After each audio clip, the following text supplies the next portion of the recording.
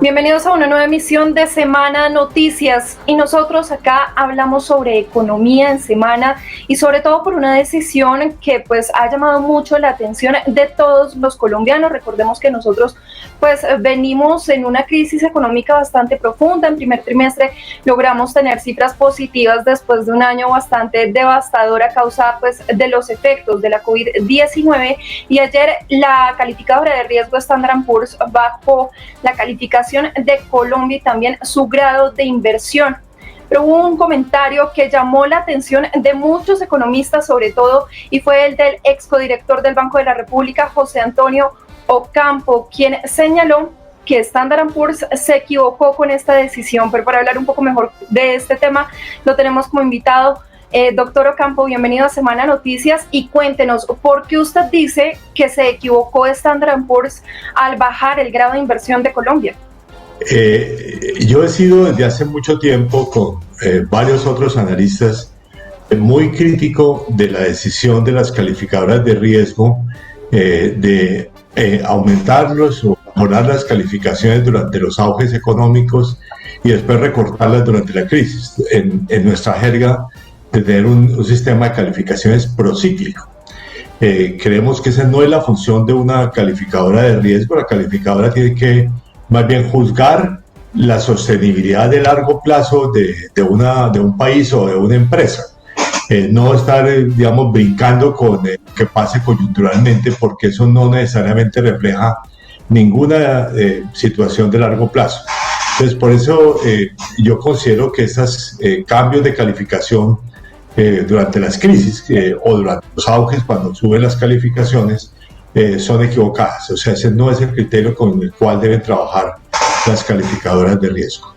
Es de recordar que Colombia ha sido un país que se ha destacado porque ha sido macroeconómicamente estable para los inversionistas y pues también empiezan a surgir muchas dudas, doctor Ocampo, sobre las decisiones que vengan a tomar las otras calificadoras de riesgo, serían Moody's y Fitch Ratings. ¿Usted qué opinión le merece? ¿Cuáles serán esas medidas que tomarán estas calificadoras de riesgo? Pues no sabemos, obviamente. De todas maneras hay que resaltar que precisamente como estas dos calificadoras siguen manteniendo a Colombia con lo que se llama el grado de inversión, entonces Colombia sigue teniendo grado de inversión. Pero si una de ellas pues cambia su visión, podría verse afectada. Ahora, yo tengo la impresión de que en esos dos casos la situación es relativamente positiva, en el sentido de que Fitch ya dijo que si Colombia hace una reforma que aumente el recaudo en un 1% del PIB, mantendría la calificación, digamos, no exactamente, pero es más o menos lo que dio a entender.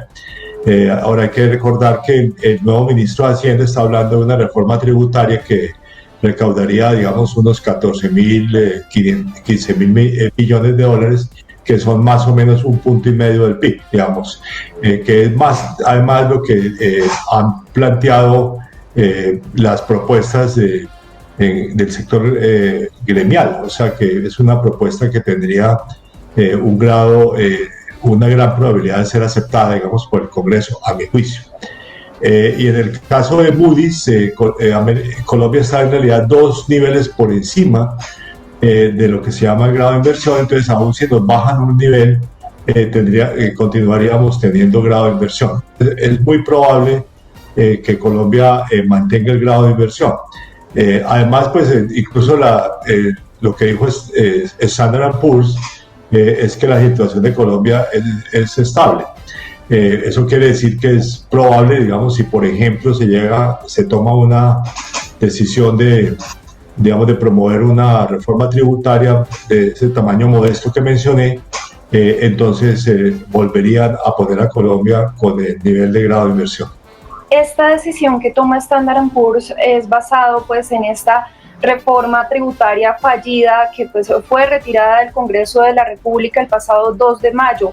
pero yo quisiera pues que le explicáramos un poco a la gente que nos ve en este momento, doctor Ocampo, qué significa eso del grado de inversión y cómo traducirlo para que sea más amable ese lenguaje económico que suele ser como tan ladrilludo, por así decirlo, para algunos, que la gente entienda qué significa, qué pierde Colombia con estas medidas que toma en este momento Standard & Poor's. Digamos, lo que significa el grado de inversión es que algunas entidades que tienen que, por la regulación, tienen que invertir en títulos financieros muy seguros, no pueden invertir en esos títulos. Yo diría en particular los fondos de pensiones. Entonces, quiere decir que nos saca de una parte del mercado cuando se pierde el grado de inversión, que es como una especie de decir, bueno, ese es un título es seguro.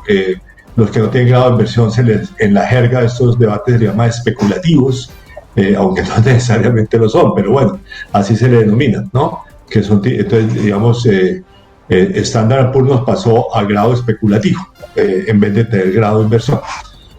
Ahora, el impacto más importante precisamente es que al sacarnos de una parte del mercado, pues el atractivo de comprar títulos colombianos baja. Eso hace que baje el precio de los bonos colombianos y suban las tasas de interés, porque en el mundo financiero, cuando uno, en un bono, digamos, cuando uno baja el precio, está subiendo la tasa de interés y viceversa, ¿no? Entonces, que fue lo que en primer lugar venía ocurriendo ya, porque, digamos, esperando que Colombia se le redujera la calificación, ya los bonos colombianos habían aumentado ligeramente su precio en su tasa de interés en el mercado, ¿no? Hoy lo que ocurrió, sin embargo, fue mínimo, ¿no?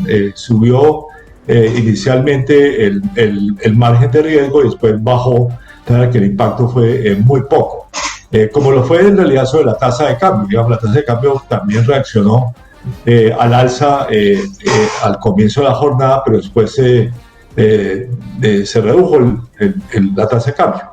Entonces el impacto sobre la tasa de cambio pues fue también relativamente moderado. O sea, curiosamente el impacto de esta decisión de Standard & Poor's fue bastante moderado. Doctor Ocampo, cambiando un poquito de tema y trasladándonos a la realidad actual que estamos viviendo en Colombia, todo este paro nacional, hoy se completan 23 días de paro y pues por ejemplo las cifras del Ministerio de Hacienda y Crédito Público en cabeza pues de José Manuel Restrepo dicen que son pérdidas por 484 millones de pesos diarios. ¿Cuánto está perdiendo Colombia en este momento? ¿Cuál es ese impacto que va a traer el paro nacional? Bueno, no, yo respeto esos cálculos, no, yo personalmente no hago ningún cálculo de esa naturaleza, pero sí hay unos costos enormes. Y yo diría, hay unas pérdidas que pueden ser permanentes, que habrá que tener en cuenta. Por ejemplo, bueno, yo estoy en el Valle del Cauca en este momento y digamos, uno de los sectores que está muy afectado es el sector avícola. Aquí más o menos se produce el 30% de los huevos y la carne de pollo de Colombia. Pero como, digamos, por problemas de transporte no se han podido traer los alimentos a las granjas avícolas, pues hay el riesgo, digamos, de que ese sector sea profundamente afectado y que algunas empresas comiencen a cerrar, como en efecto ya algunas han venido anunciando. Entonces, ese, por ejemplo, es un impacto que puede ser muy grave, entre otras cosas, porque digamos, los huevos y la carne de pollo es, digamos, la proteína más barata de Colombia. Y por lo tanto la consumen muchos hogares colombianos de bajos ingresos. Ese es un tema que es muy sensible. Y ahí, pues, hoy, por ejemplo, estuve leyendo sobre la exportación de aguacate o el robo y deterioro del café de exportación. Esos son pérdidas muy importantes, aparte pues del vandalismo que ha generado pues otros costos enormes. Por ejemplo, sobre los sistemas de transporte masivo de Bogotá y de Cali. Esos son temas que pues, van a implicar una erogación de recursos públicos, en el caso del sistema de transporte masivo, que lo pagaremos todos, ¿no?, a través de impuestos. Así es, doctor Ocampo, y no lo puedo dejar ir sin preguntarle, en este momento con la crisis que estamos, ¿qué recomendación económica, por supuesto, le hace usted al gobierno nacional? ¿Cuál es ese tip que le daría a usted en este momento para poder salir de esta crisis que estamos viviendo? Bueno, yo creo que lo que queda absolutamente claro es que el gobierno tiene que encontrar a través de una negociación unos acuerdos con el comité de paro y además debo decir, con muchos comités locales, porque digamos, uno de los grandes problemas de este paro es que el Comité Nacional no es reconocido por todas las personas y entidades que están en paro. Entonces, esa es, digamos, la forma importante, pues, la forma urgente de solucionar. Yo diría que esa debe ser la solución de corto plazo, algunas medidas de corto plazo de ayuda a hogares pobres, etcétera, a empleo, por ejemplo, un plan de empleo, que es una de las cosas que yo he venido señalando en realidad desde el año pasado, que hay que hacer un plan de emergencia de empleo. Y después, digamos, ir discutiendo una reforma de más larga duración que tendrán que convertirse en muchos casos en nuevas leyes en materia de política social.